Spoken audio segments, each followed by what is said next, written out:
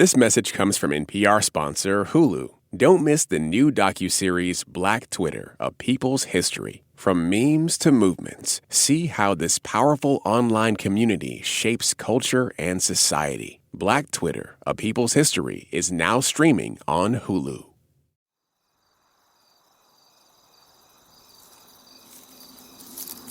It happened on a Thursday.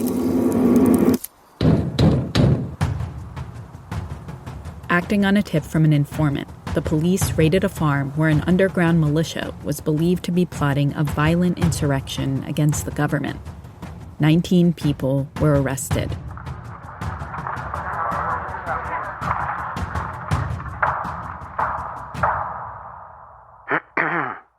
The accused deliberately and maliciously plotted and engineered the commission of acts of violence and destruction throughout the country. Their combined operations were planned to lead to confusion, violent insurrection, and rebellion. The men were put on trial, and the leader of the group, already serving a short stint in prison on a separate charge, was considered to be the number one terrorist. His own lawyers, they were looking to get him off, or at the very least, make sure he didn't get the death penalty. And he was always concerned about generating publicity for the struggle. Day after day, the trial continued, and with it, the number one terrorist became a kind of celebrity. Some called him a freedom fighter. His picture was everywhere, dressed sharply, proudly sitting alongside his young, glamorous wife. The world waited to learn what fate had in store for him and his accomplices. There would be good reason for them to sentence him to death. So there's a very strong feeling that he, if not all of them, may be hung. At the opening of the trial, he gave a 3-hour speech. These would be his final words to the world for a long, long time. But it would not be the last we would hear from the so-called terrorist named Nelson Mandela. The idea of a democratic and free society in which all persons will live together in harmony and with equal opportunity. If it needs be, it is an ideal for which I am prepared to die. In 1964, after this trial, Nelson Mandela was sentenced to life in prison. For years, he was labeled by the state as prisoner 46664. But eventually, against all odds, in 1994, he transformed from South Africa's number one terrorist into South Africa's first black president, ushering in a new era of democracy. Hopes were high back in 1994 as years of segregation and white rule came to an end. Nelson Mandela talked about a country where every citizen would live a dignified life and be treated equally. But 30 years on, many say there's little to celebrate. South Africa's violent crime rates are among the worst in the world. Unemployment is at an all-time high. Inequality has been growing. Hope's been replaced by disappointment and skepticism. They're asking themselves, why do we have this kind of a situation? If you're 25, South Africa is 30 years old. You don't know what apartheid was. You didn't live it. You didn't see it. And that's a fair assessment of the new South Africa. The new South Africa, where everyone now has the right to vote. But many, especially in the black community, don't even have access to clean water. Most whites are still at the top. Most black people are still at the bottom. Up to like 60% of black people are considered poor. This is Sean Jacobs. He's a professor of international affairs at the New School. He grew up in Cape Town during apartheid and says because of that, he feels hopeful despite these challenges. I grew up in a township. I know the place where my father was removed from. I know what the apartheid landscape was like. So it's that 94 for me is like we won something. They created the context for us to kind of wrestle, think through, create conditions, work at it to create this other kind of society. So on the 29th of May this year, South African citizens will go to the polls with a choice on who they want to lead this country. The upcoming elections could mark a turning point in the story of South Africa in pursuit of that other kind of society. For the first time since Nelson Mandela took office back in 1994, 30 years ago, his party, the African National Congress, or ANC, may not win a majority of the votes. Many in South Africa see the party as corrupt and responsible for the country's problems. It's been a complicated political saga, with all sides attempting to weaponize parts of the past, especially the legacy of Nelson Mandela. I never wanted to be regarded as an angel. I'm an ordinary human being with weaknesses, some of them fundamental, and I've made many mistakes in my life. I am not a saint unless you think of a saint as a sinner who keeps on trying. Despite his pleas, Mandela is often characterized as a kind of saint, the miraculous savior of South Africa. But the struggle against apartheid was long and painstaking. There were setbacks, disagreements, compromises, violence, all of which helped produce the South Africa of today. And that's where this episode will sit, in that murky space between the myth and the man, exploring the complicated questions it raises about the nature of resistance movements, about when, if ever, violence is justified, and what ultimately is the cost of freedom.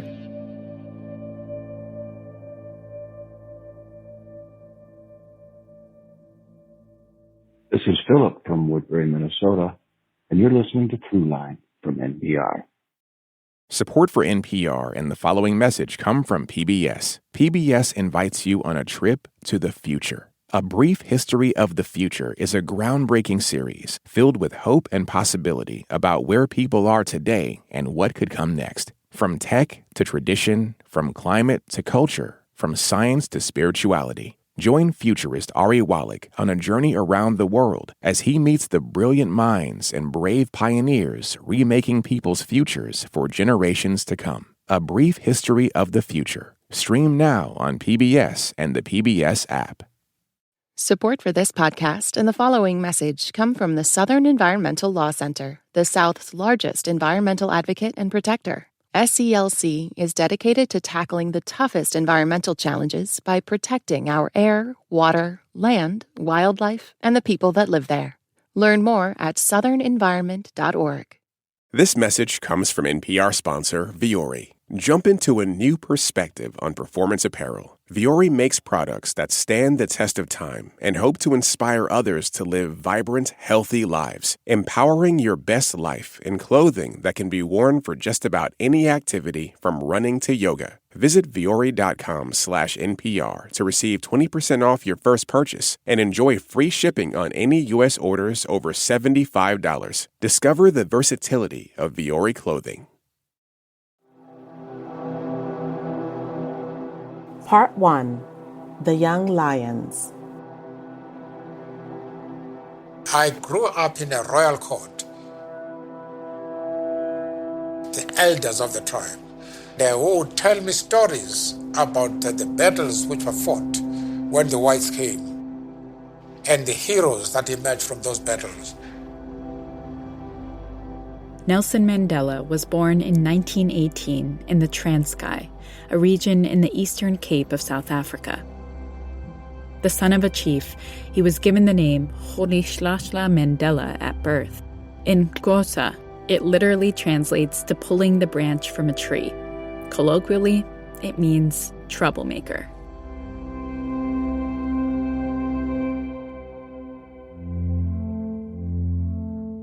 South Africa was then a British colony, but the British had never really conquered that region of South Africa. The short of it is, South Africa had been colonized for centuries, first by the Dutch, who used it as a trading base with Asia, and then by the British, who wanted access to the enormous reserves of gold and diamonds buried in the land.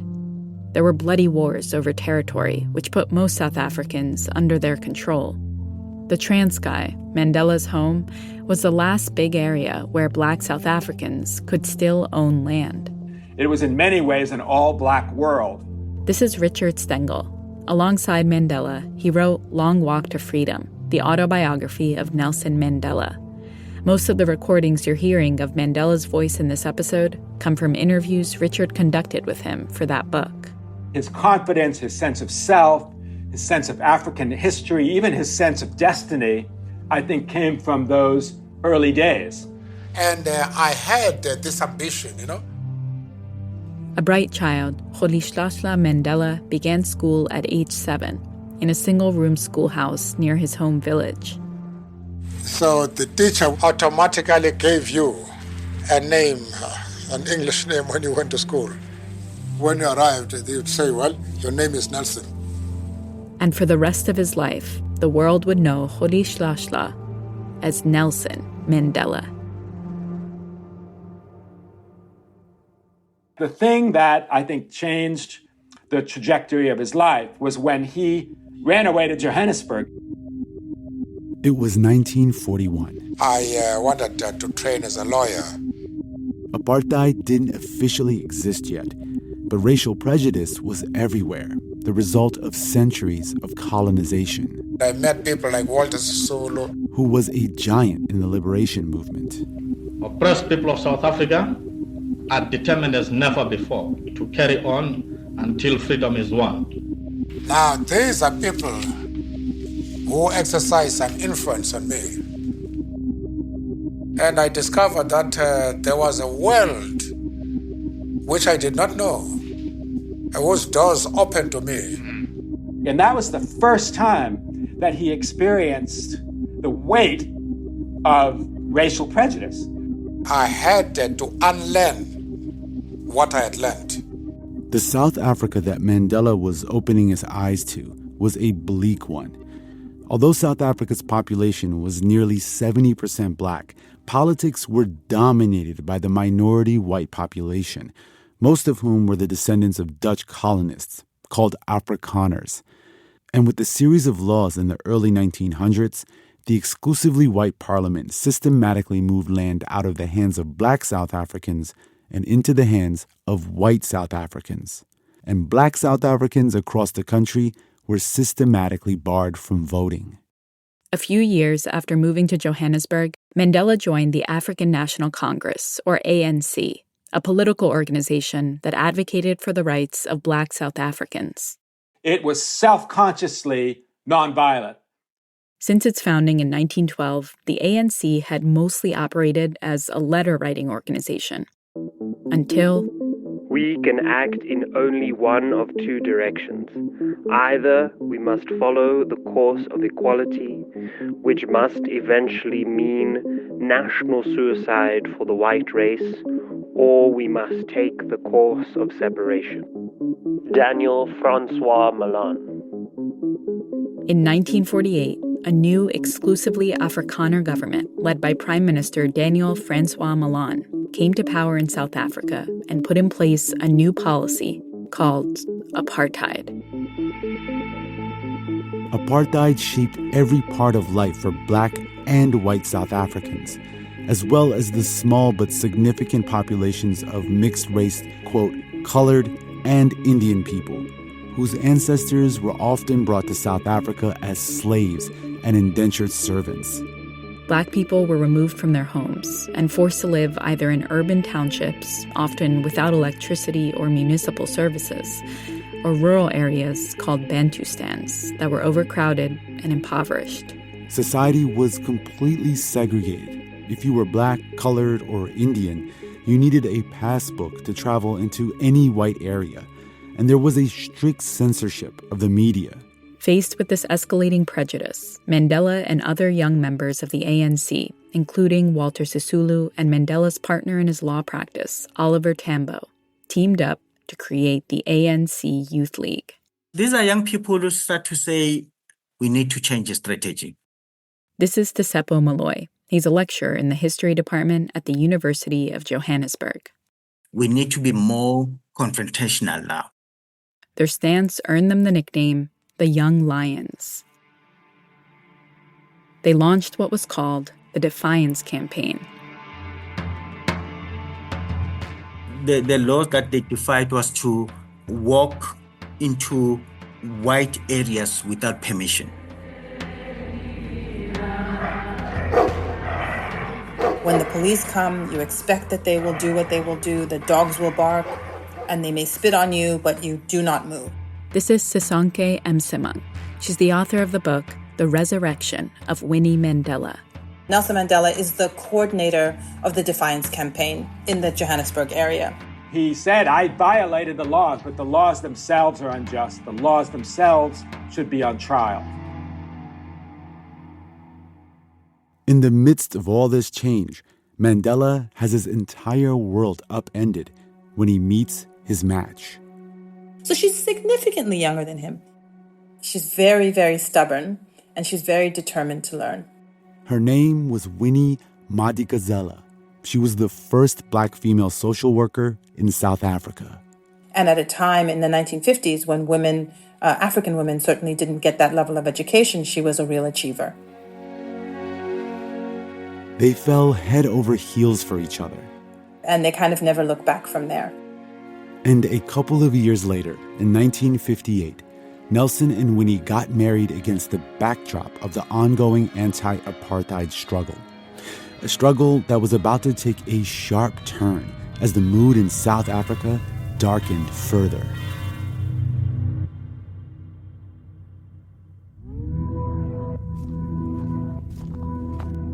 On the 21st of March, 1960, activists go on a march in a place called Sharpeville. The group of people who lived in Sharpeville went to the police station to hand their passbooks and be arrested. The police opened fire on the people, the crowd which was there. And as they begin to shoot, many of the protesters start to run away. 69 people are killed, most of them shot in the back. And scores of others were injured. The 21st of March becomes this seminal moment in which it is clear that the apartheid regime is not going to turn back. And it's only going to get worse. The South African government declared a state of emergency 9 days after the massacre and banned the ANC and another Black liberation organization called the Pan-Africanist Congress, who had organized the Sharpeville protests. The organizations were forced to operate in exile from nearby countries like Tanzania and Zambia. Mandela began to think that nonviolent protest wasn't going to overturn apartheid. And Mandela then became the founder of Umkhonto we Sizwe. Umkhonto we Sizwe, which means the Spear of the Nation. Spear of the Nation. A revolutionary army. Which was the military wing of the ANC. There was a manifesto of Umkhonto we Sizwe that was published on the 16th of December, 1961. And it said, "The time comes in the life of any nation when there remain only two choices, submit or fight. That time has now come to South Africa. We shall not submit, and we have no choice but to hit back by all means in our power in defense of our people, our future, and our freedom." Even though Mandela, he abhorred violence morally, his goal, to which everything was subordinate, was freedom for my people, one person, one vote. When I asked him about the embrace of violence, he said, "The strategy I would use would depend on the conditions. That's why we resorted to violence, for example, because the conditions demanded that we should take up arms." Almost in these words, for Gandhi, nonviolence was a moral principle. Gandhi would never have agreed. For me, it was a tactic, and when a tactic is not working, you change it. He thought this was a way of putting more pressure on the government and perhaps getting more international support.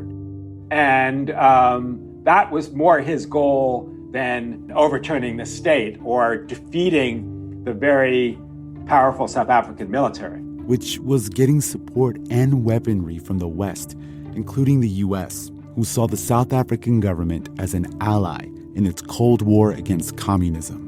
Meanwhile, the ANC and its members were considered an enemy in that war because of their links to the Soviet Union and their new willingness to engage in violence.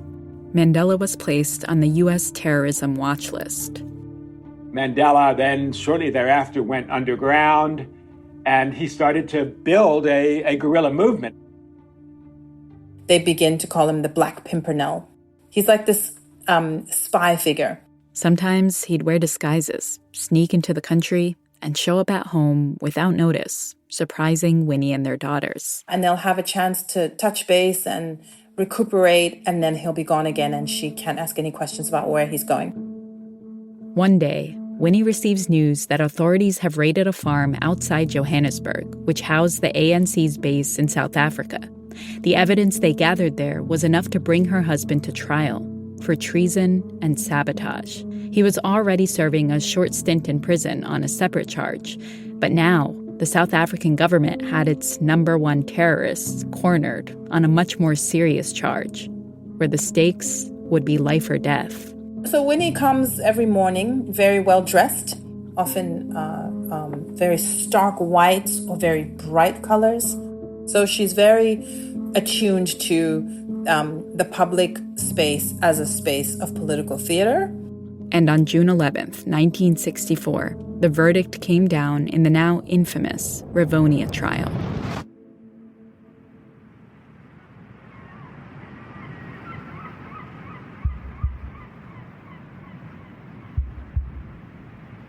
It is an ideal for which I am prepared to die.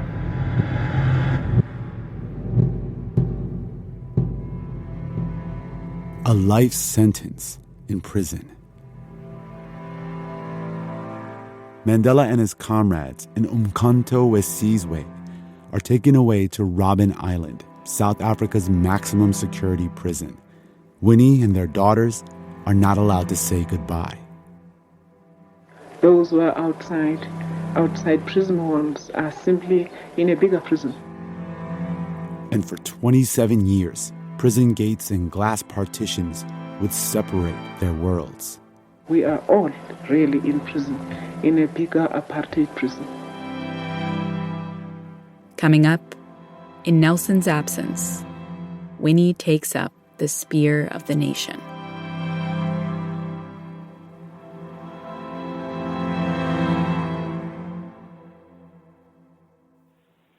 Hello, this is Paulina from Toronto, Canada, and you're listening to Throughline from NPR. Hey, it's Rund. We just released our latest bonus episode, just for our Throughline Plus supporters. It's a behind-the-scenes look at how we made our episode from back in October on the beginning of the environmental justice movement. It's a great listen to learn more about how we find our sources and produce our episodes. So if you love our work, you'll love this episode. You can listen to it by signing up for Throughline Plus at plus.npr.org/Throughline. And of course, a huge thank you to everyone already signed up and supporting our show.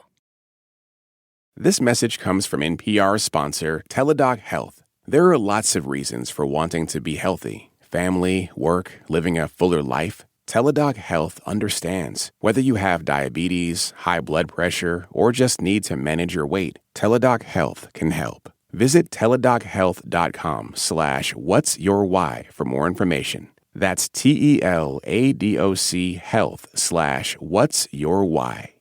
This message comes from Capital One, offering commercial solutions you can bank on. Now more than ever, your business faces unique challenges and opportunities. That's why Capital One offers a comprehensive suite of financial services, all tailored to your short and long-term goals. Backed by the strength and stability of a top 10 commercial bank, their dedicated experts work with you to build lasting success. Explore the possibilities at CapitalOne.com/commercial, a member FDIC.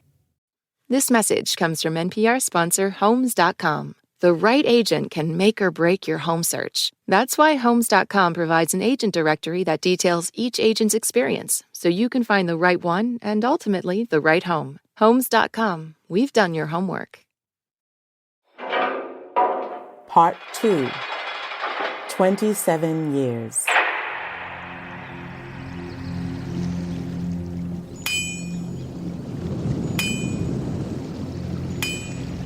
When we arrived, they asked us to crush stones to make gravel. They big stones, they bring big stones. They had one on the ground, and then you have a hammer, and you break the stones on this big stone. Robben Island is a spectacularly beautiful island just a few miles off the coast of Cape Town. People called it South Africa's Alcatraz. Robben is the word for seal. There were thousands of seals on the beach, thousands and thousands of penguins. It was like a nature reserve with a prison on it.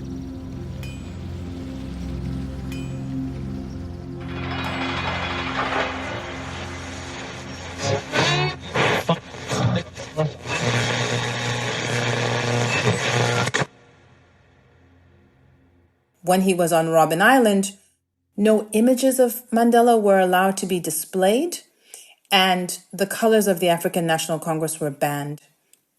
So Winnie Mandela became the person who carries his voice. I was the most married woman because we really never lived together. Who reminds us of his image, and the name of Nelson Mandela is a name that must be spoken and spoken and spoken because that is the way of keeping him alive. Literally keeping him alive because the sense that he cannot die because he would be too big of a martyr. Our communication as family was always through the letters and through the bars, the prison bars. This is some of what they wrote to each other, read by voice actors.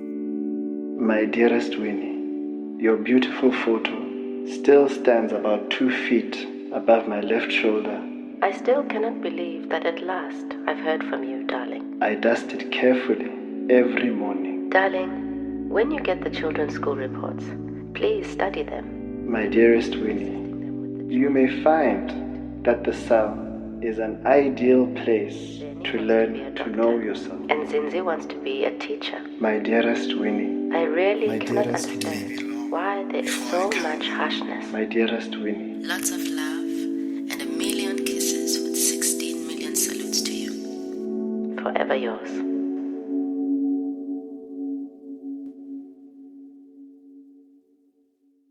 Winnie Mandela was seen as and described as a mother of the nation. A young mother to 2 little girls who faced down the apartheid state for 27 years, alone. Longing for a beloved. An experience many Black South African women had. Around the country, husbands and fathers would travel to Johannesburg, a city literally sitting on a gold mine, to work for powerful mining companies that had influence over the government. And often they would only see their families once a year. The difference for Winnie was that she also had the apartheid state closely monitoring her every move. The apartheid state had a high degree of surveillance. It was full of police officers and full of military personnel.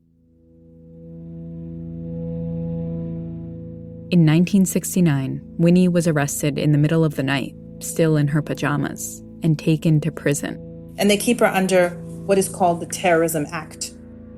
So it allows anyone who's suspected of involvement in terrorism to be detained without trial.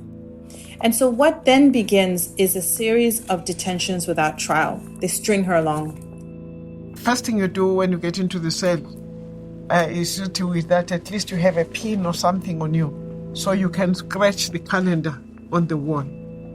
And that is how I kept sane, because you lose track of the time and date. For more than a year, she was locked in solitary confinement. She was beaten, tortured. I reached a point, I think, a threshold where the body could not take the pain anymore, and then I would faint. She was even denied sanitary pads when she was on her period. That is the extent to which they dehumanized you. It's a very, very difficult time for her. And when they threw a bucket of water to wake me up, I got up and I started fighting all over again.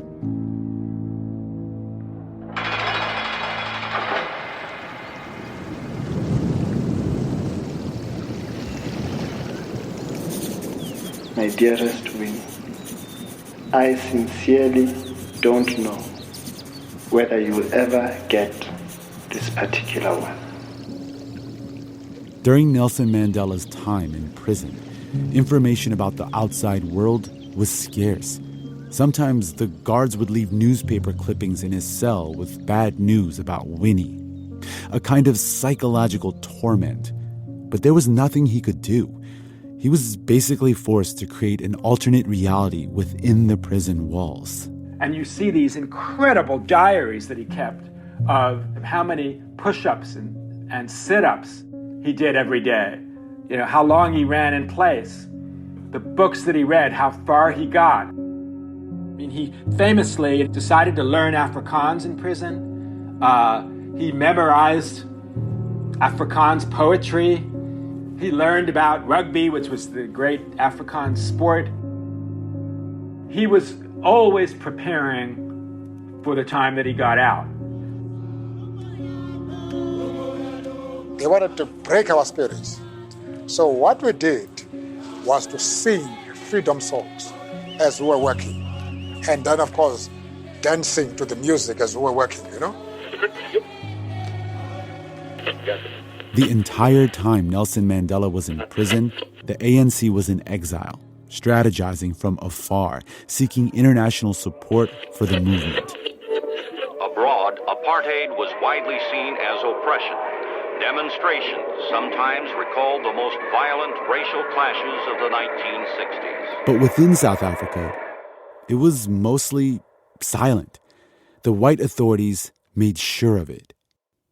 Then, in the early 1970s, new voices in the struggle began to break that silence.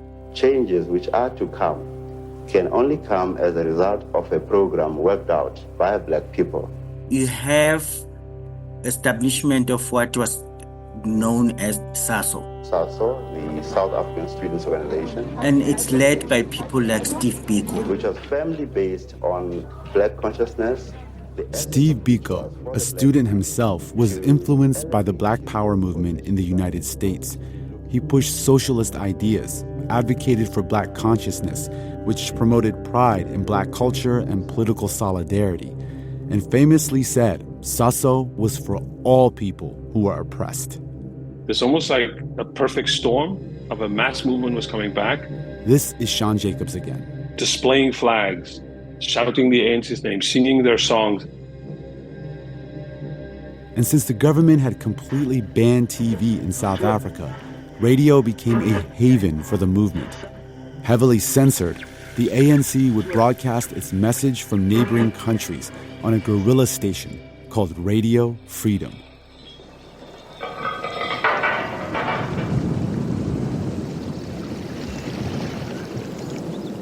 As more students were arrested and imprisoned, Mandela began to meet some of them. These students had no memory of the Rivonia trial, and some had never heard the name Nelson Mandela, which was censored everywhere in South Africa. He took them under his wing, educating them about the struggle a generation earlier, learning from them about the new generation of resistance. But as the resistance grew, the South African government cracked down harder. In 1976, some 20,000 school children took to the streets in a township called Soweto to protest the introduction of Afrikaans as a language of instruction in Black schools. The police responded with extreme force, killing an estimated 176 students, though some sources say the death toll could be as high as 700. A year later, the leader of the student movement, Steve Biko, was killed from injuries sustained in police custody. And that same year, SASO was banned. With all of these actions, the government's message to the resistance was clear. Be silent, or else.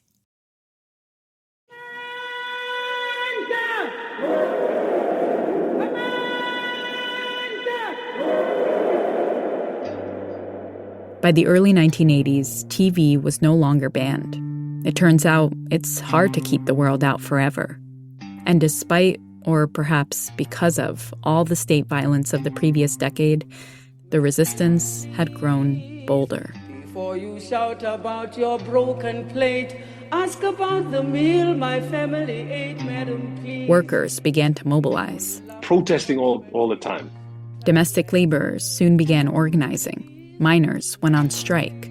They were the backbone of the economy. Madam, please, before you ask me if your children are fine, ask me when I last saw mine. There is no time when Winnie is in the public where she is not raising her fist. Often saying Amandla, which means power. And then she would say, Awetu, and that means is ours. So power is ours. Meanwhile, the ANC, still in exile, began to see Mandela and the other political prisoners as the key to the story they wanted to tell the world. You have to focus on one person. And so the Free Mandela movement was born.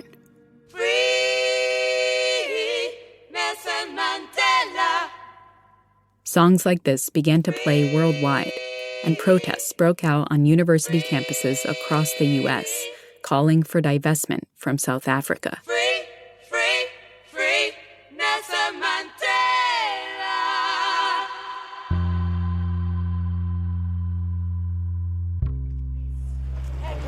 The prison authorities attempted to stop the statement being made, but you would have none of this, and made it clear that you would make the statement to you, the people.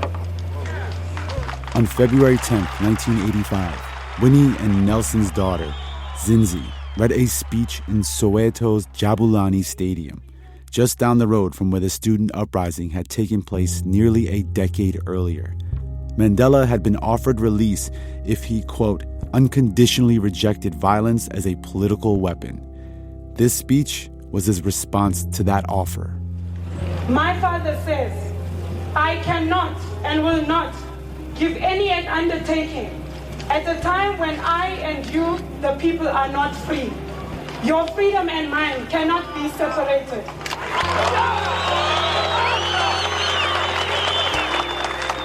I will return. Amanda!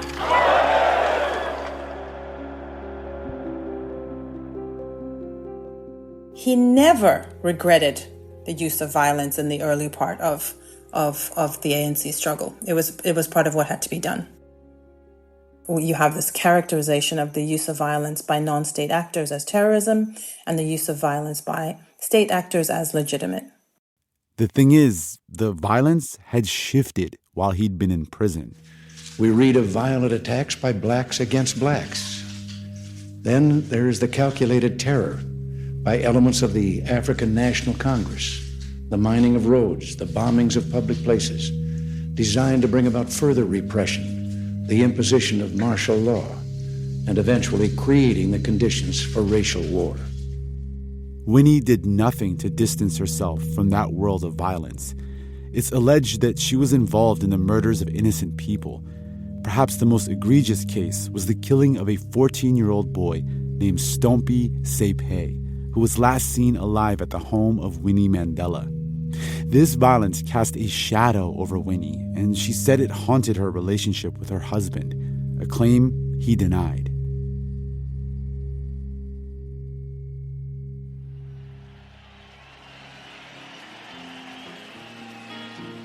On June 11, 1988, with international support continuing to grow, the Nelson Mandela 70th birthday tribute concert was held in London and broadcast to 67 countries around the world.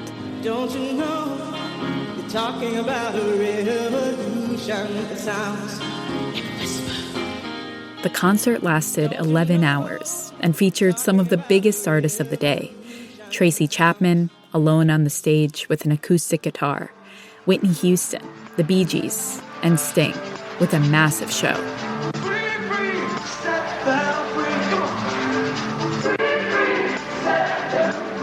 It's estimated that 600 million people tuned in. You know, the Cold War is about to end. South Africa internationally. South Africa is really now being isolated.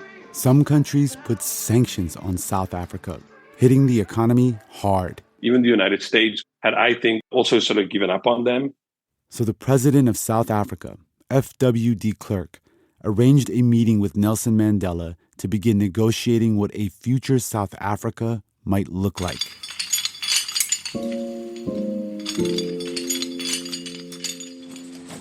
Now, they had told me that by 5:30 in the morning I must be ready.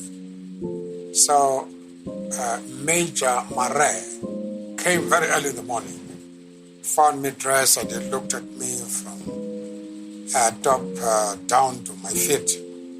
And he says, "No, Mandela, you're not well dressed." And he untied the tie and tied it himself.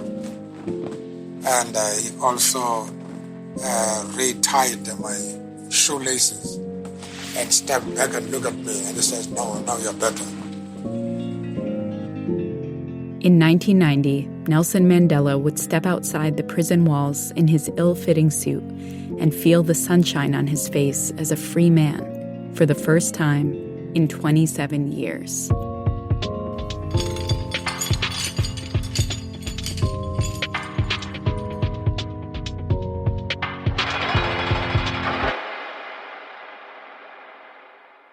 This is Rachel from the Upper West Side of Manhattan, and you're listening to Throughline on NPR. Support for NPR and the following message come from the American Cancer Society. Dr. Alpa Patel leads a team that researches cancer risk factors, and she shares how a new study aims to impact an underrepresented community. My greatest hope for the Voices of Black Women study is that it will help us understand and identify culturally tailored ways to change and really eliminate the unacceptable disparities for future generations of Black women as it relates to cancer. To learn more, go to voices.cancer.org. Part 3. Free at Last. I remember it was on a Sunday, on the 11th of Feb. So we sat around at home and then switched on the TV just around before 1. We're waiting, and then nothing happened. And then I got a telephone call, and he asked if I could come up and walk to the gate. Then there he was. There's Mr. Mandela, Mr. Nelson Mandela, a free man taking his first steps into a new South Africa. Mrs. Winnie Mandela next to him, waving to the crowds. I was surprised to see the crowd, which I did not expect. And I was fascinated to see so many whites amongst them. That had a formidable impact on me. The image that I had of Mandela was the round-faced Mandela with beard. Now, I saw this old man with gray hair. And that moment, I don't know how to describe it, but it was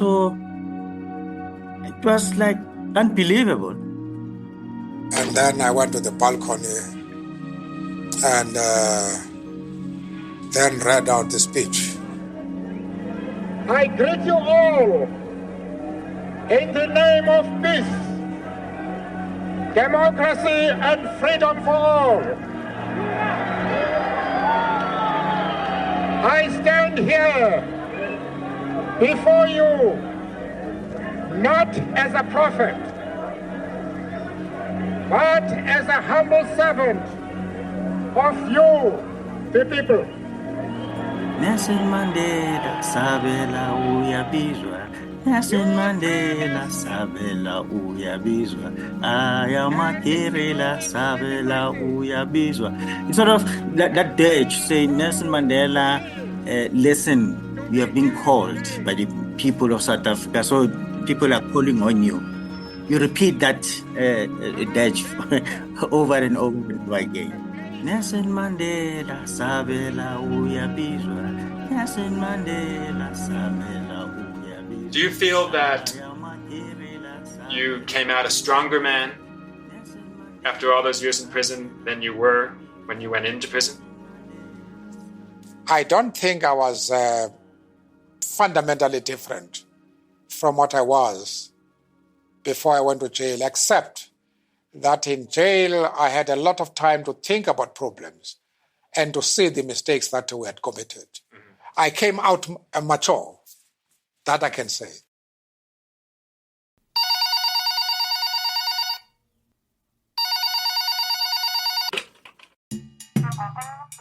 A little more than 2 years after Mandela's release from prison, Richard Stengel, an American journalist, got a call out of the blue asking him to ghostwrite Mandela's autobiography. They wanted a global audience. They wanted a big audience in the United States. The book would be an introduction to Mandela's story, told by him. He had, 200 more important things to do every day than talk to me. Things like drafting a new constitution, campaigning for the presidency, and, trying to avoid civil war.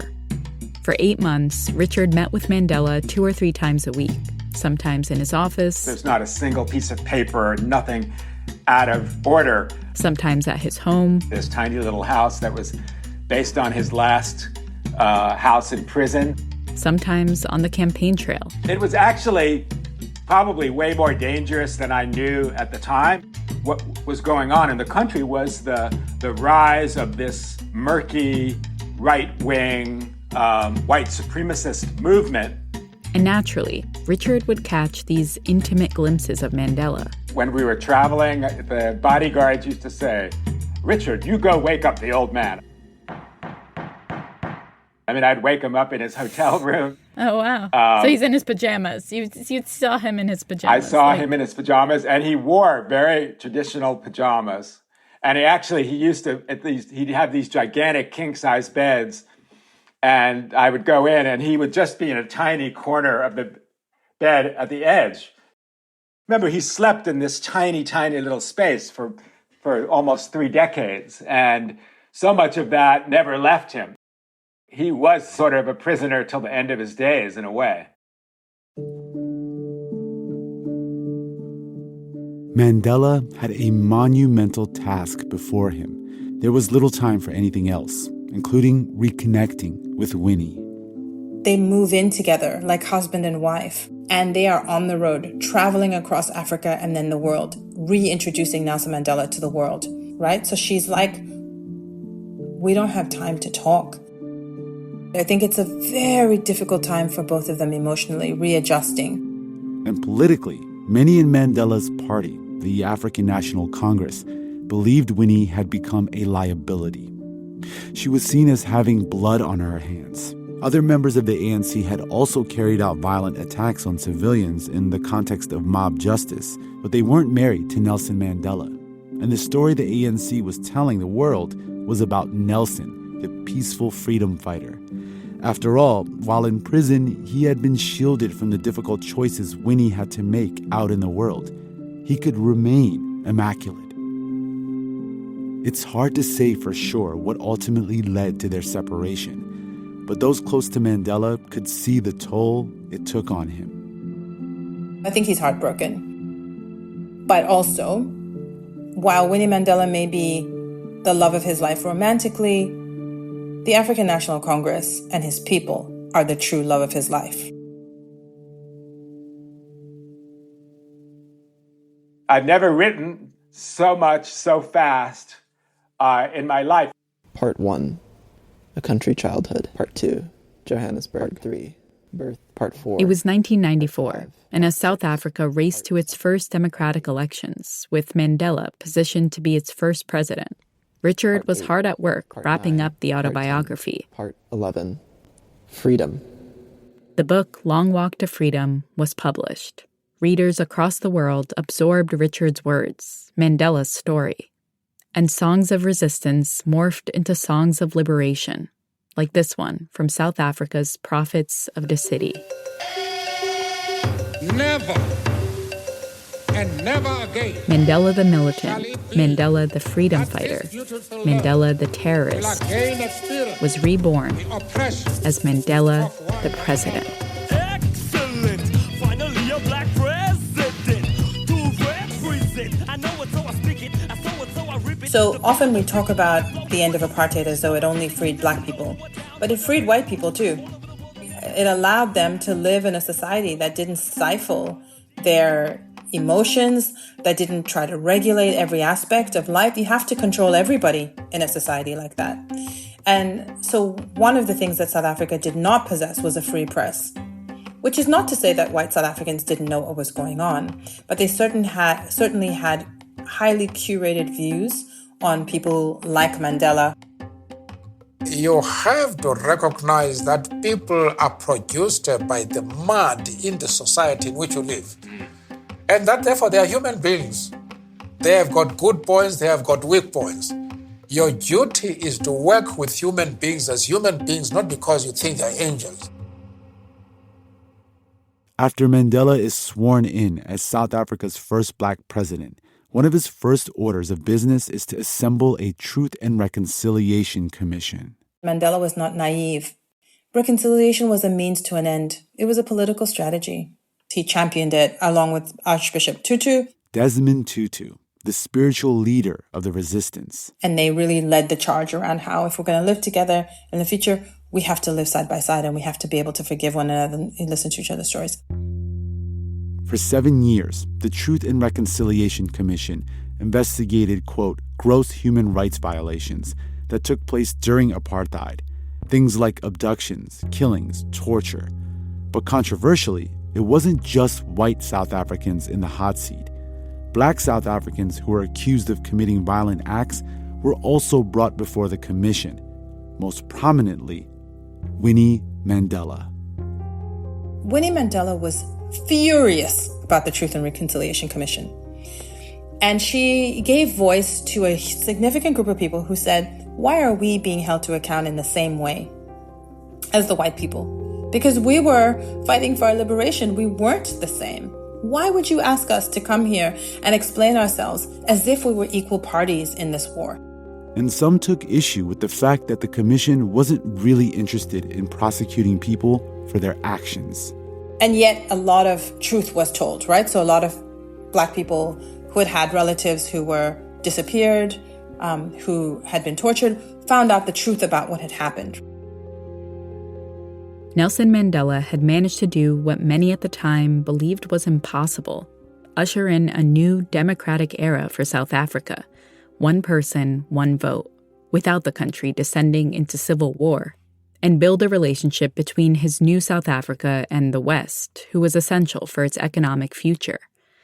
That took a lot of compromise. He and the ANC walked this fine line between defending Black South Africans and reassuring white South Africans that he was also their leader. He famously sprinkled phrases of Afrikaans into his speeches, and even wore the jersey of the country's rugby team, once a symbol of the white right during the 1995 World Cup. And perhaps most significantly, his government agreed not to force white South Africans to return land to black South Africans, a decision some say resulted in the economic inequality of apartheid persisting to this day.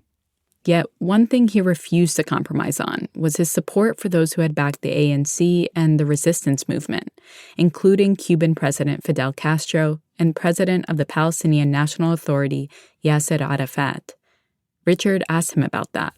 And it's one of the few times that you hear him get mad, and he said, "Who gave me money? Castro and Arafat. Who supported my family while I was in prison? Castro and Arafat. The West turned me down. America turned me down." Our attitude towards any country is determined by the attitude of that country to our struggle. And he said, "Your enemies are not my enemies." Until the end of his life, Mandela was unwavering in his support for what he saw as revolutionary struggles around the world.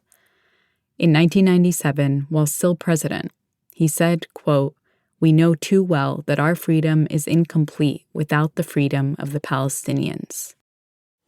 You can call it being political or a moral question, but for anybody who changes his principles depending on whom he is dealing, that is not a man who can lead a nation.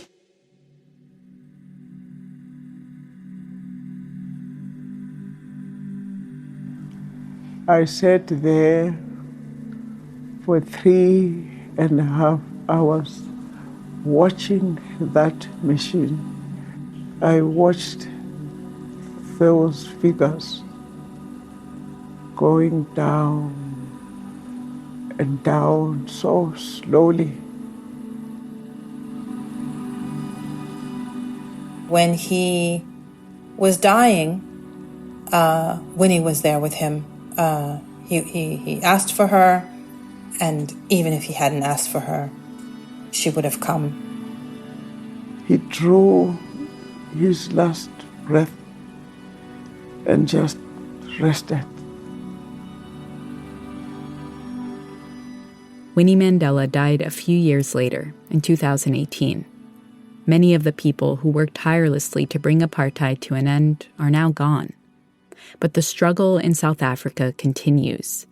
Perhaps the party that ushered in the revolution, the party that Nelson Mandela loved and was loyal to, has not achieved their vision of shared prosperity and justice for all South Africans.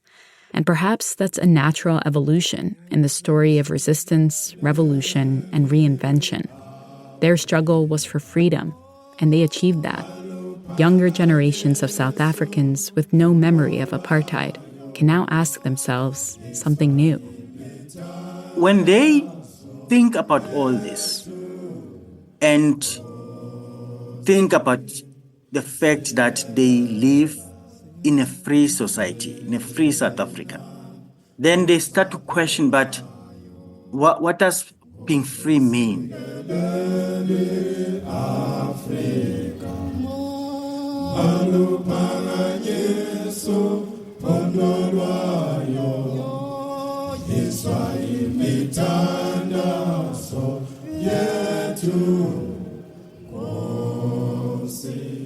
That's it for this week's show. I'm Rand Abdel Fattah. And I'm Ramteen Arablouei.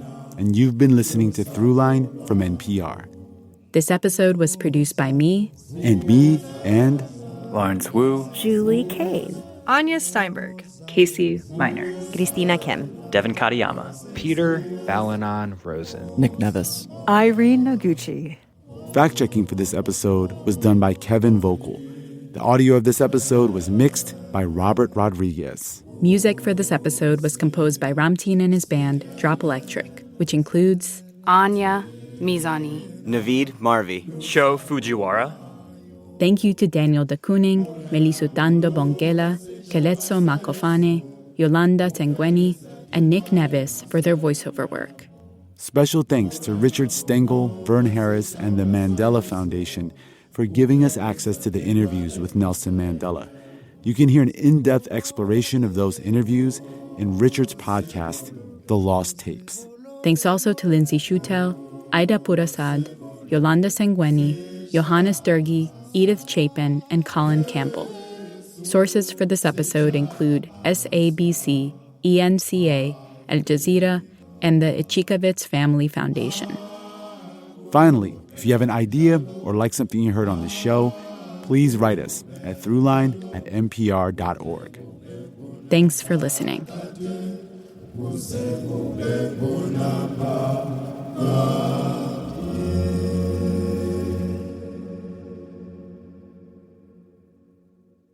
This message comes from NPR sponsor Squarespace. Kickstart or update written content on any website, product description, or email with Squarespace AI, generating instant, personalized results that know and show your brand identity. Explain what your site is about, choose your tone, and enter what you need to get short or long-form text. No matter the placement, Squarespace AI makes it easier to go live, stand out, and succeed online. Use code Throughline to save 10% off your first purchase of a website or domain. Support for NPR and the following message come from Rosetta Stone, the perfect app to achieve your language learning goals no matter how busy your schedule gets. It's designed to maximize study time with immersive 10-minute lessons and audio practice for your commute. Plus, tailor your learning plan for specific objectives like travel. Get Rosetta Stone's lifetime membership for 50% off and unlimited access to 25 language courses. Learn more at rosettastone.com/NPR. This is my voice. It can tell you a lot about me, and I'm not changing it for anyone. In NPR's Black Stories, Black Truths, you'll find a collection of NPR episodes centered on Black experiences. Search NPR Black Stories, Black Truths wherever you get your podcasts.